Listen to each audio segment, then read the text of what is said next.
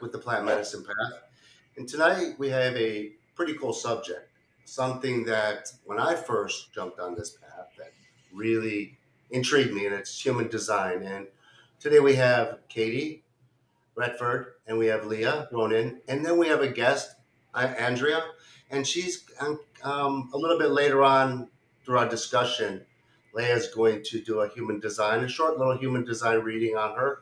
But let's go ahead and introduce our two guests today, Katie and Leah. Why don't we go ahead and introduce you both? Good morning, guys. Happy Thanksgiving. Good Happy Thanksgiving. morning. Leah, do you want to tell us a little bit about you and what you're doing?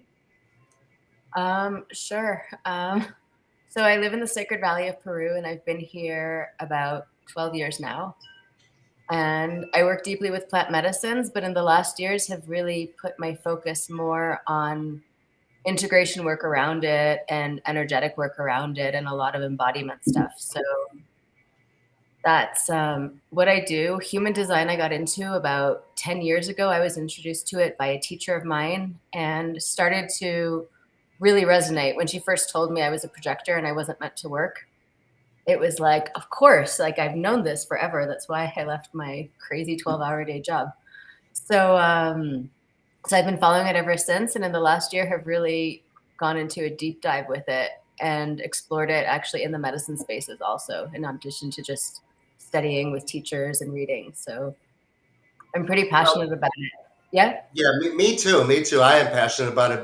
Because I didn't really even know what human design was up until about 3 years ago. And when somebody did my first reading, they just nailed it. And I was like, wow, that is me. And I'm just like you. I'm that projector. I don't want to work either, but I want to create work for others, I guess. So it's a beautiful thing. So tell us a little bit. Now, you're down in Peru and you work with the medicines. And Mhm. what I see in this, and let me ask you this question. This could really be a great tool for integrating. It can. It's just a great tool for life. Like it teaches you how to make the right decisions and how to listen to yourself. Yeah. So, I mean, that helps in the medicine, helps in all of life. So it's in the medicine or impactful. Like everything, it's higher now, but like higher consequences even. Like work, you're going into these realms, and it's really important that you learn to listen to yourself and not to anyone else. So it helps with integration and knowing how you process information, but it helps you decide who to work with, if it's right for you to sit, all these things, your diet, everything, it all plays together. So I wouldn't say it's necessarily an integration tool, but it's a roadmap for how you work. So knowing how you work when you're doing this high level work at the same time is important. Right. And Katie, a little bit about gene keys. You work with gene keys a little bit, so let's talk about that. I do. So I've been working really primarily with the gene keys in medicine work. And I just noticed that somebody commented, Shanti, wanting to navigate through the gene keys path and their series of medicine journeys. And in my experience and the experience of those around me who have taken the gene keys, which is a series of text showing shadows and gifts and like an essence state that we all embody, and taking those concepts into the medicine, because this is who we are in a map. It's basically a map of our DNA. So we can do something in the gene keys called a hologenetic profile. And it shows us really the essence of who we are, and going through our life's work and looking at our core wound, which is also our vocation, our potential work in the world. So the gene keys really has been instrumental for me and for those I've been working with utilizing this in the medicine.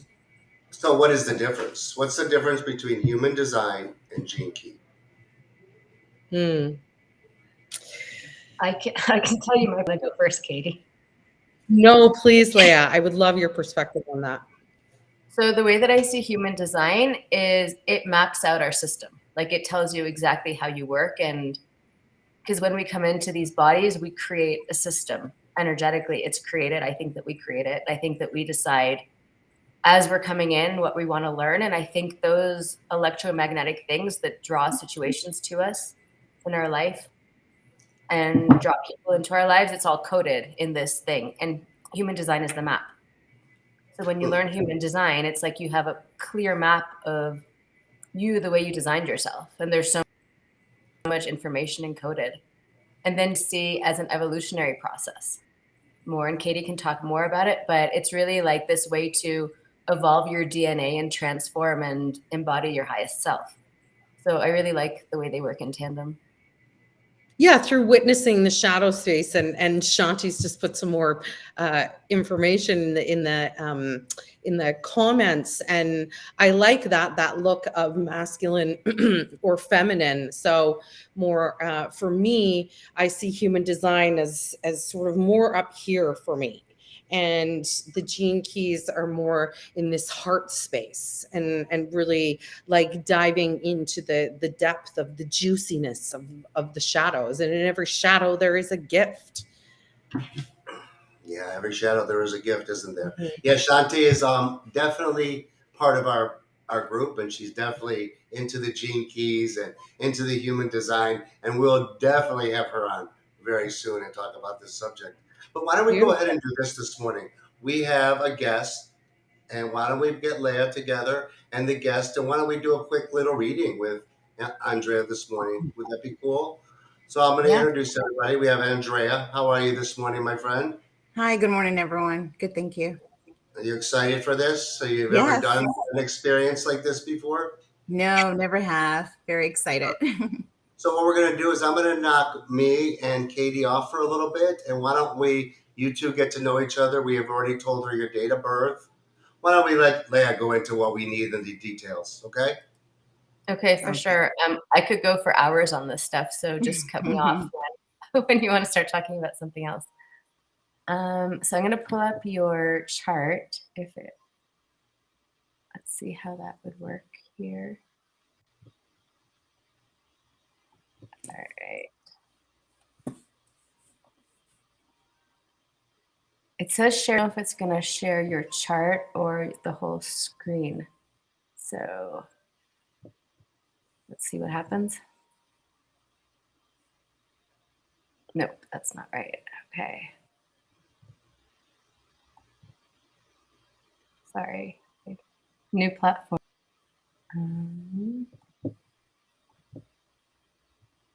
Okay, I think maybe I'll have to hide myself to do this.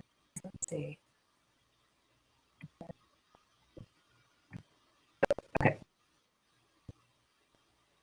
Super. Can you see the screen? Is that working? Yeah. Okay, great. I can see it.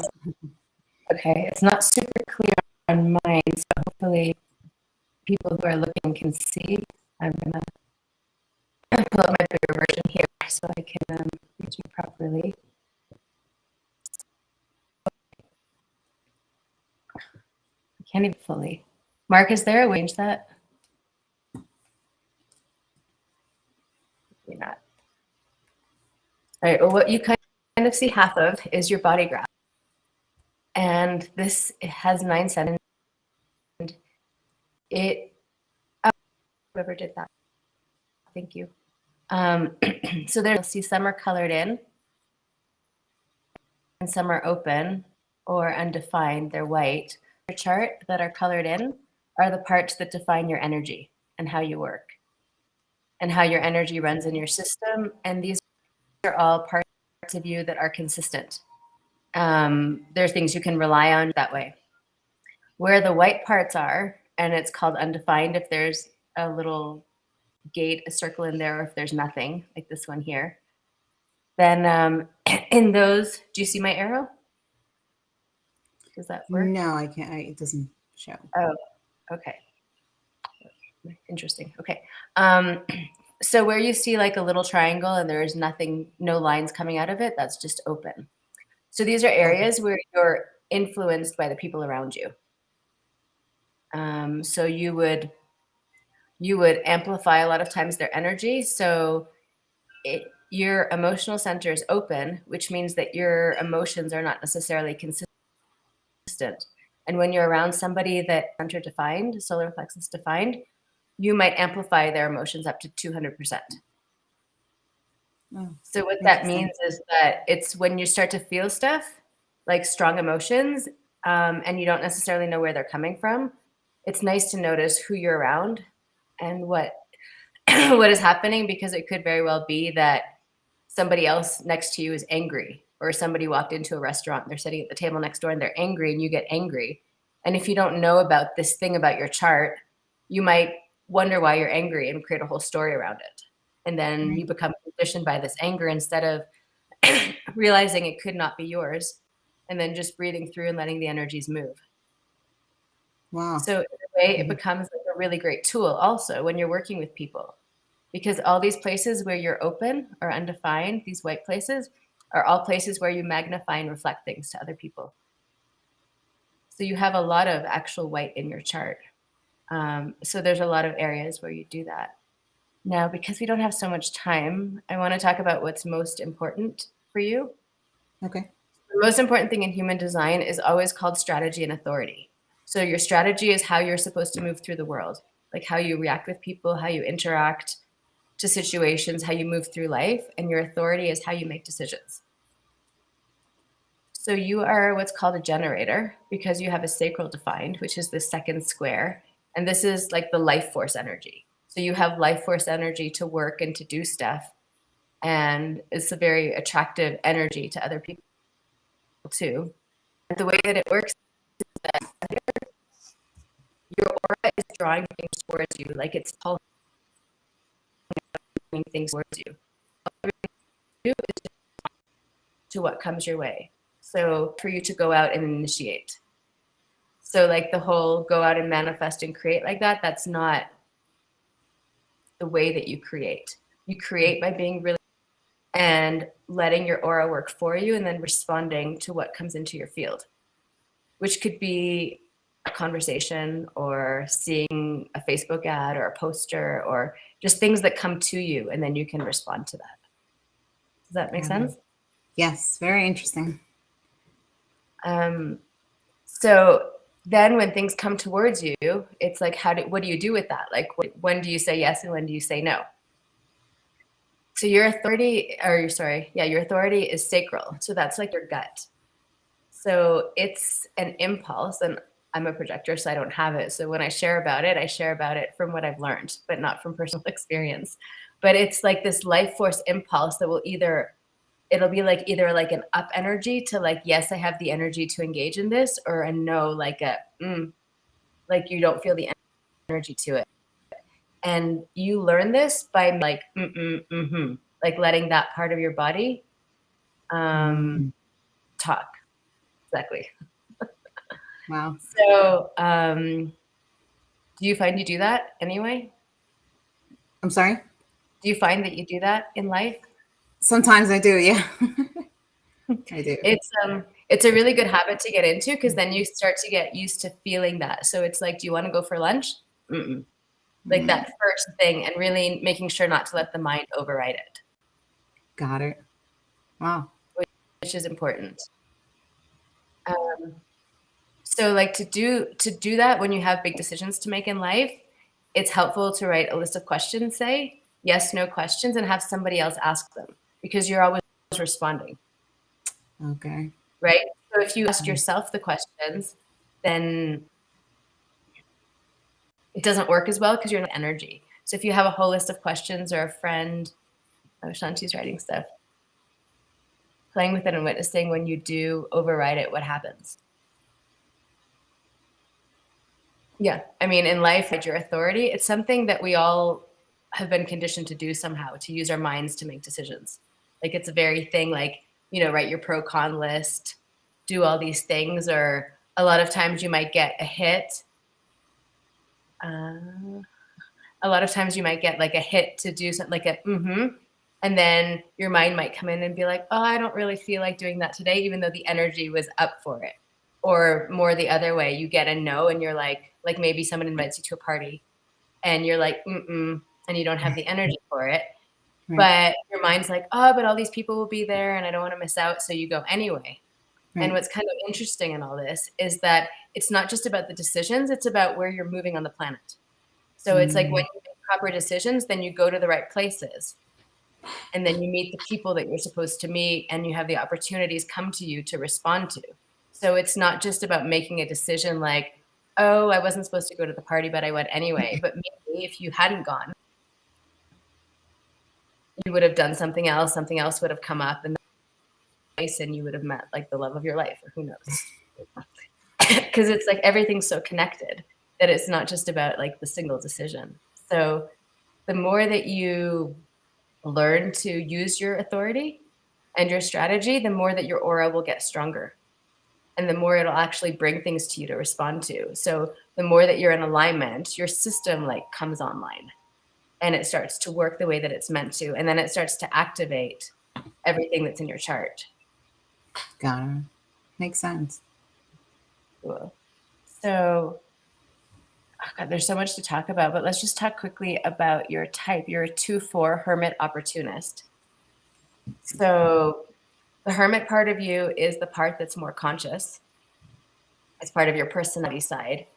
And it's also kind of called the natural. So the 2 is someone who is very naturally gifted at things. So you're very good at stuff, and people don't know why you're good at it, and you don't know why you're good at it. You're just naturally, there's things that you're really good at. But you also really like to be in your own space thing and not doing things on other people's agendas. Right. But because you have all these gifts, you actually need someone to draw you out of your hermit space. So people will come to you to share these gifts that you have. And they might even project on you that you have gifts that you don't necessarily feel that you have.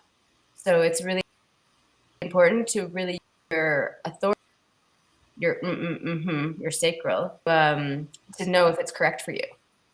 So people will come and they'll want you to do stuff, and they'll actually really want your generator energy too, because it's this life force energy that we all want to have around us, and we all want it for our projects, because you have the energy for the projects and for things to happen.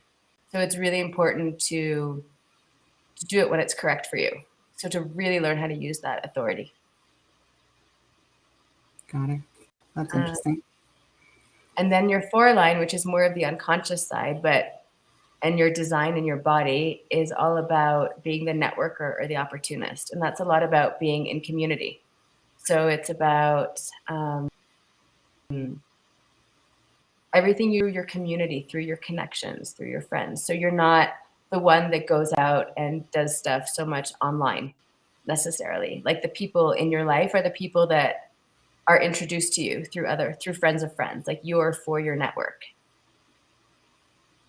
Got it. And the important thing then too is to like choose the right network, because you want to put some balance where you're giving and receiving and you feel fed. Because if it's not a healthy network, then it will not be healthy for some.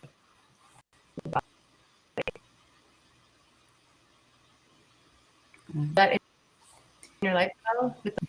Yes, the community part's right on. Absolutely. And he feels that way. It has to come and go. If not, I just don't feel, it doesn't feel right. Perfect. You're already a little bit like connected with that, which is great. Yeah. I find a lot of times with human design, it's really affirming stuff that we know about ourselves that maybe we like we didn't feel good about, or we felt invalidated, or we were told that was wrong. But when you see that it's in your chart and it's just right there, you're like, okay, like I can do that. Like even when you're a kid, you're answering stuff like and your mother's like, no, say yes or no, speak properly, and it's cutting your connection to your authority. So yes, that happened several times. yes. So just start to experiment. Like that, really, strategy and authority are the most important things to do, to really start to enliven the system. And then we can go into things like diet and environment and things that keep your system healthy. But it looks like we're moving on to something else right now. But no, I was just moving on. I love this subject so much. I was just going to ask Andrea a question. Did any of that resonate with you so far? I know it's just a small little snippet of what this whole encompasses, but did any of that resonate? Yes, most of it, especially the and that first instant, and I do tend to override it. Okay, just go, you know. So that's me right there, and the community, the connections. I'm the one that seeks the connections, and very right on. Yes. And these go a lot deeper, right, Leah? Oh my God, this is like scratching the surface. But one thing I want to say is that you can study this for years. And if you're not actually following your strategy and authority, it doesn't matter. Like it's all about an experiment. So you start to do it and your system starts to change. And if you do it radically in 7 years, your entire system will decondition from everything you've been conditioned in. And then your system will be fully aligned and online. So it's an experiment, you know, and you do it and you see what works for you and what doesn't work for you, and like start to notice it. Because I know for me, when I started, I would follow my strategy and authority and then I would override it, and I still override it at times. Like it's gotten much more subtle, but like with food and stuff, I'll override it and then I'll learn why it said what it said, and then I override it less because I start to feel the consequences in my system. Yeah, I mean, I guess you're so right, Leah. There's so much to this because, like me and Katie were talking a couple weeks ago about the food, the hot and the cold. I mean, didn't even realize how much that affects your daily life. You know, Right, Have you because been because your experimenting? determination is hot, isn't it, Mark? mine was hot, Yeah, and absolutely. mine is cold. So yeah, Mhm. we had quite a discussion about that. And Yeah. explain that a little bit, Katie. Explain kind of how that works. That hot. I Well, mean, because I all mean, this stuff really. there are different types of determinations. There are some that have to do with sound, there's some that have to do with light, there's some that have to do with temperature.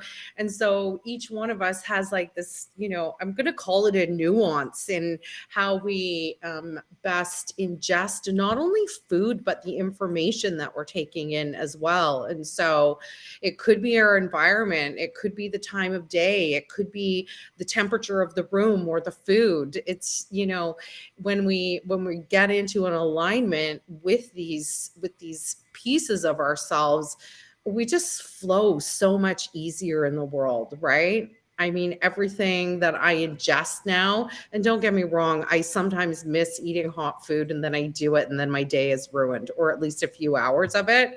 But once you really start to experiment and get comfortable in it, it can be so life changing. It is life changing. It's just all this. It's this human design to me is just an awareness of yourself. So maybe we'll dive a little bit deeper into this, Andrea, one day soon, and maybe we can get an appointment book with Leah sometime soon with her, and you can dive deeper into this. But thank Yes. you very much for your time today. I'm going to continue with these two. Andrea, have a happy Thanksgiving. Okay. Thank you. Happy Thanksgiving, everyone. Thank Thanks, you. Andrea. Bye. So great, that was fantastic. So touching on just the basis of that human design structure there, what did we touch on there? And let's talk a little bit about what you were talking about before I cut her off about that yin and yang. What was that? That kind of what we don't pay attention to and what we do, Leah. What we should. You cut out for a second. Sorry, my internet connection's not great. What were What we were talking about before here, when you were saying that we need to pay attention to those two aspects of this, maybe I'm not understanding those terminologies. Maybe you could help me, Katie. Oh, the strategy and the authority. Yes, yes, okay? strategy and authority. Thank you for my words. So Mm-hmm. explain that a little bit how that works. Okay, so there's four main energy types in Hmm. human design, and one kind of has a subtype. So there's projectors like you who have an aura that's penetrating. So your aura will go out and it will go into another person. And that's how you can be a really great guide. The projectors are the guides of the world.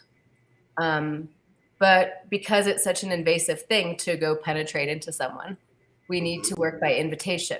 So someone needs to recognize our gifts and then invite us. And then if it's correct for us to engage, because again, it has to be correct, then we would accept that invitation and then we would guide them. So that's the projector aura. Then there's the generator aura, which Andrea was.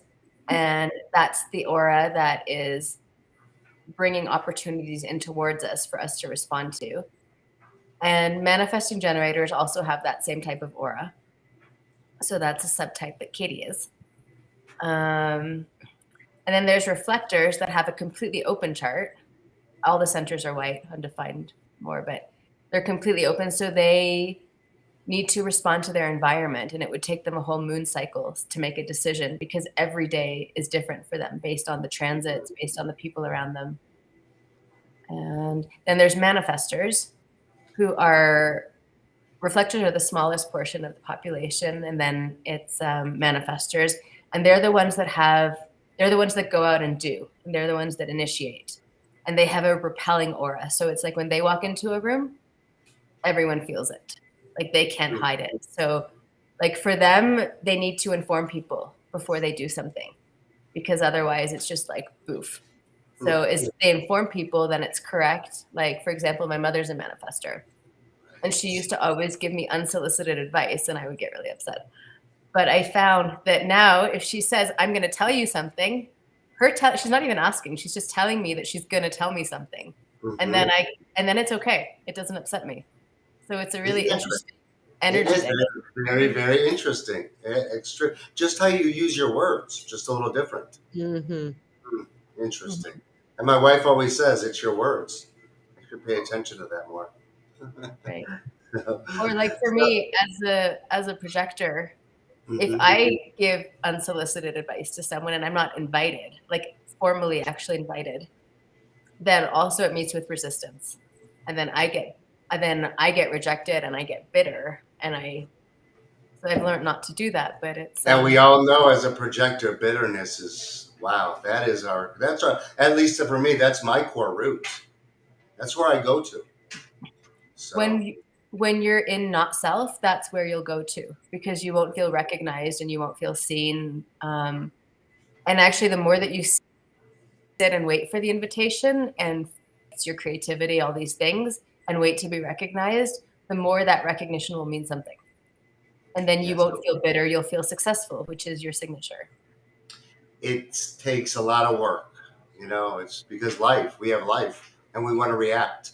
So it's just taking that little few moments to just observe sometimes is really cool. And learning to respond, to like,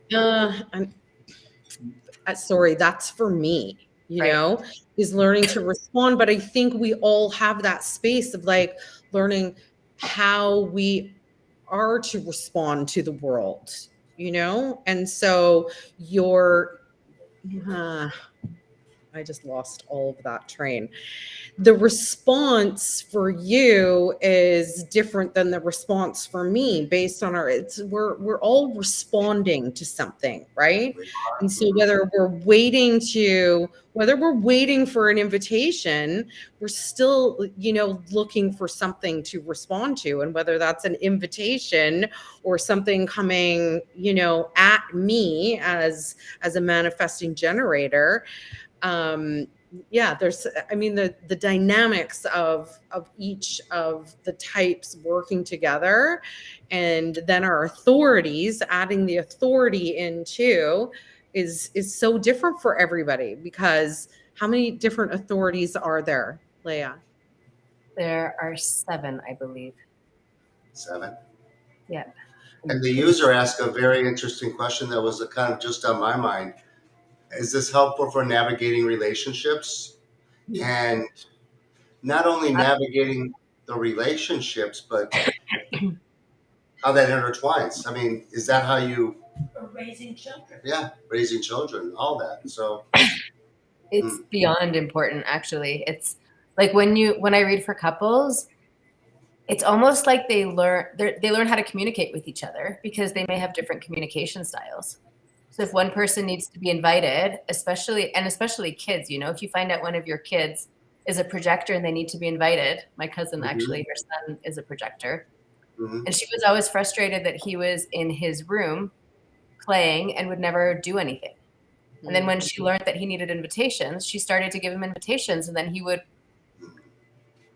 respond to the right ones. So it was, what happens when you're not in your strategy and authority is that you get conditioned by your environment. So everything that you were saying before is like, no, you want to go out in the world and do, that's your conditioning. It's not your natural state. So if we can treat kids the way they're meant to be treated, like find out our children's individual profiles and work and teach them how to act with that, and mostly it's natural for them. Right. So they have much less baggage to clean, like we've got years of Absolutely. baggage to clean. That makes so much sense. Start that such at an early age. How grateful that child's life could be. What a blessing. Mhm. Interesting. Great And then, subject. sorry, there's just so much. It's like couples too. Like you can actually do composite charts and look at how the electromagnetics of the combination works. So you can actually see how well you would get along with someone. You could see the areas of friction and tension, and that's all written out in the charts. So it helps to know, like, okay, this person's better at this. So even though I do this, I'm going to defer to them because they'll always do it better. Or these are possible areas of conflict. So you know that. So it's, you accept it, right? Like you accept the person as they are instead of wanting them to be more like you, basically. Right. Absolutely. And opening avenues of communication to work through those spaces. When we understand, when we have the awareness of what's happening, then we can communicate much more effectively about it. So just Yeah. another tool on this path, the human design tool. I mean, so many modalities, so many tools we have the opportunity to use to get us on the right path to live in this world, like so happily. I mean, I want to dive in with you more, Leah. I think after this conversation, I'm going to connect with you because I want to know more about me. So that intrigues me. So, well, great conversation today, guys. I really appreciate your time. I have to go spend some time with my family because it's Thanksgiving here. So it's going to be a very fun time because I love my family. They've made me who I am. Beautiful. Before we hang up, I'd love if Katie shared a bit about the gene keys because she's got a lot of wisdom about that. So I'm sure I can give you a couple of minutes on the gene keys. So the gene keys is based on the ancient text of the Chinese I Ching, and it's about a subtle inner wisdom.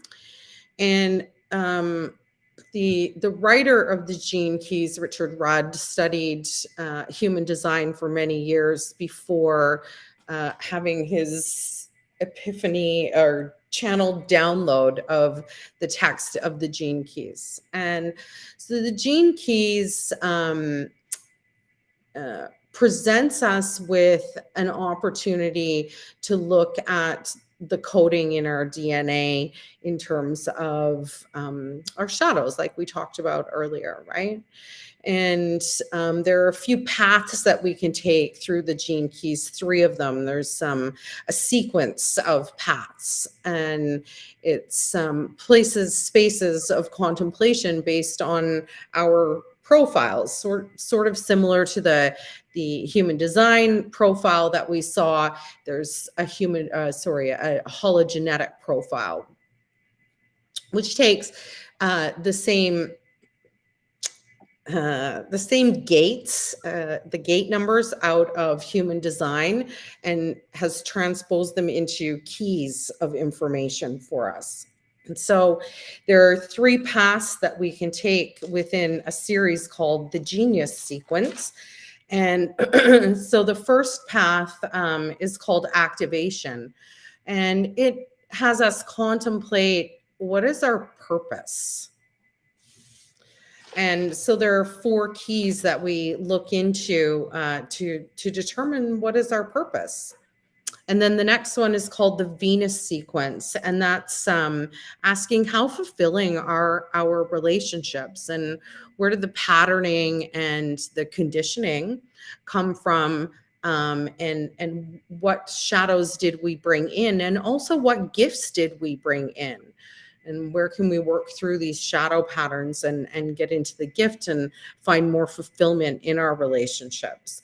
And then the last one is called the prosperity sequence, and it's about community and finding our prosperity, and how, how intertwined are we in our community, and and and our fulfillment there. I just love, from my heart space, the Gene Keys, and I have so much gratitude for human design for taking me there, and I feel that human design for me has given me this base of knowledge, and that's, on the masculine side, like Shanti had said, and then it allows me to really drop into this feminine energy and really be in my body and really contemplate how I want to show up in the world, and what are my gifts there. Yeah. Interesting how they both work together so well, huh? They both complement each other, I guess. I mean, I guess once you understand the structure of one, it seems to me when I'm just listening to both of you that the human design is so much more deeper. It's such a deeper into yourself. Am I wrong with saying that? Or Gene Key seems okay, this is you, and then human design is this is really you. So I see it differently, actually, if I can interject. Design is really deep, and you can spend a lifetime and never get into everything. Like, it's because it explains how you work, like literally how you were created, how this holographic reality that we're in right now, how it was created, and how it. With Gene Keys, it's deep because it shifts you.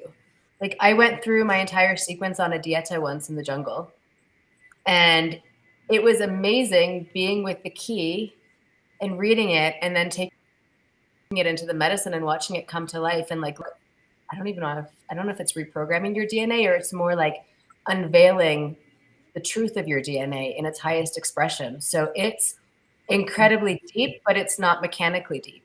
It's like incredibly deep in this like blossoming, feminine, opening way, where the more you just sit with it, it reveals. Does that sound right, Katie? Yeah, and I think like in this soulful way,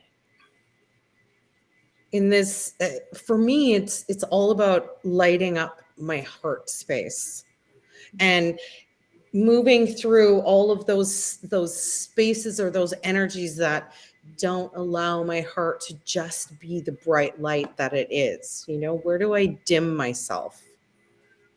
I think that that's how it lands for me. It's like moving away these spaces of dim to allow the light. hmm.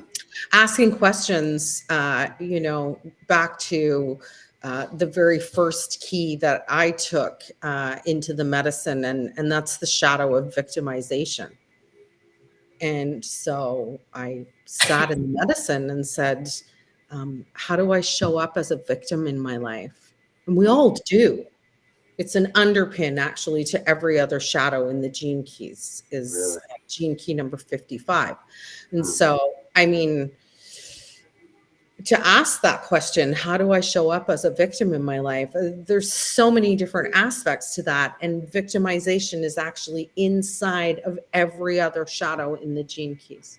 We play a victim somewhere in our lives. And I mean, it can continue to unfold. I could probably take that question back to the medicine week after week, day after day, and come up with more. There would always be a little something in there. And so it's this constant unfolding. um Richard likens it sort of to being handed an envelope, and the gift inside of the envelope is love, and we go, no, no, no, no, no, I don't want to open that envelope, I don't want to open it, I'll pass it on to somebody else. But if we do take the courage to open that envelope, we're going to find the love that's inside, and that's the love that we have for ourselves. Hmm. Mhm. Mhm. Perfect. Great ending point, isn't that? Thank you. Great ending point. Well, guys, thank you for your time today. I really appreciate the both of you. Mhm. Katie, thank you for introducing me. to us, to Leah, and this really cool subject. I feel it needs to be conveyed more, and I like how you bring them into the ceremonies with you. It's really cool.